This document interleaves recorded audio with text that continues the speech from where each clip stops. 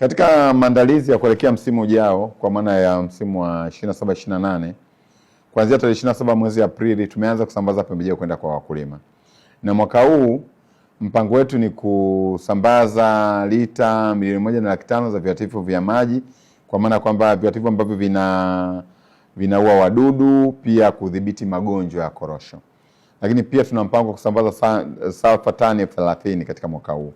Kwa hiyo kwa sasa tumeanza kusambaza pembejeo katika hatua ya awali, ambapo tumeanza kwa yale maeneo ambayo yanawahi zaidi, hususan maeneo kwa mfano ya bonde la mto Ruvuma linawahi, tumeanza kupeleka kule pembejeo.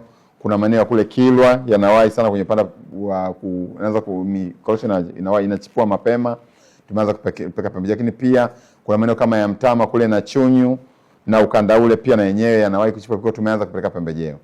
Kwa hiyo mpango wetu mwaka huu, wakulima wengi tunajua wanaanza kupulizia mwezi wa 5 wa 6, lakini lengo letu ni wakulima wasipate pembejeo mapema ili waweze kujipanga. Lakini katika mpango huu wa mwaka huu wa kusambaza pembejeo kuna maeneo ambayo tumeenda kuyaboresha.